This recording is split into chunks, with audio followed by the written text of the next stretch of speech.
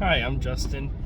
I'm sitting here in traffic, but I wanted to kind of express my thoughts on a book I recently just finished.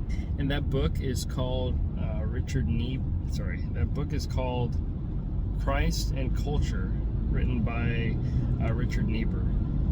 Now, the book was originally published in 1950, and at that time in the world had just experienced a lot of upheaval and turmoil. So this was after World War One, World War Two.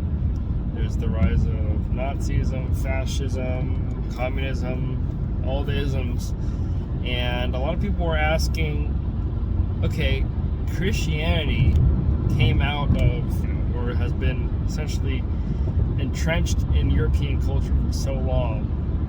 How did we get to this place where we almost destroyed the entire world and we killed so many people in the process of the past world wars?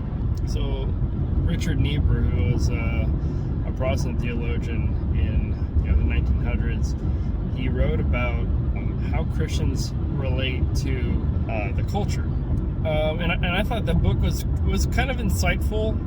I'm coming from a Reformed Presbyterian conservative background, so I disagree with some of the statements he would make. So, for instance, he would, the book is about how Christians have reacted to culture in the past, and then he would go on and list things like, this is how Gnostics have interacted with culture, this is how Catholics have interacted with culture, this is how the Amish and the Quakers and things have interacted with culture. And some of those groups, I don't think, at least in their current form or the way I understand them, are actually legitimate Christian.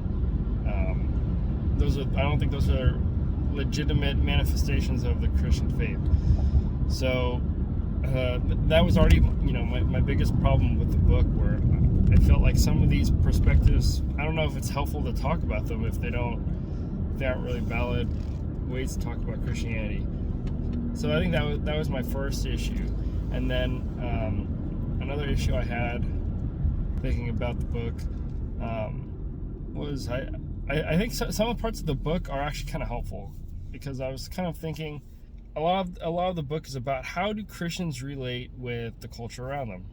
So a lot of Western history, or at least a lot of Christians in Western civilization, have interacted with, they'll talk about our Judeo-Christian values, right? And I agree with that. There are Judeo-Christian values. Judeo-Christian comes from the Bible. I think we're all on board with that, right? And then there's also Greco-Roman values. So what are Greco-Roman values? Well, things like Plato, Aristotle, the Enlightenment, the Renaissance and Enlightenment.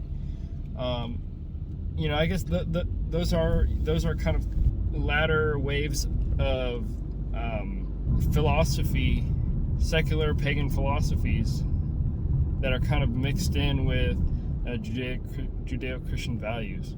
Okay, so what does that mean? So that means just because something is Western, or it has a history in Western civilization, doesn't necessarily mean it's good for you, right? So it's like, okay, maybe Plato and Aristotle had some pretty good ideas, and Christians should learn about the classics. But, well, hang on a minute. Plato and Aristotle were also pagans. So it's like, okay, so should Christians be getting all their information and philosophy from pagans? I don't think so. And I also was kind of thinking, like, in the Sistine Chapel, the Catholics, they have they have the Athens, right? And then they have like a painting of Plato and Aristotle in there. And, maybe I'm uneducated, but I'm kind of thinking, what are these pagan philosophers doing in like a Christian cathedral? Like, I kind of don't get it. So I think those are some things I need to think about. But just some thoughts on the book. I think Christians can interact well with culture in ways that are good. Like, we can redeem the culture, right? But I think there are also ways that are not helpful, like trying to synthesize the culture, because not everything in culture is good. Some things can be used for good, but not everything can be. And I also think that it's also not helpful to just push culture totally away from you, because we're called to be in the world, but not of the world. So those are just some thoughts on Christ and culture.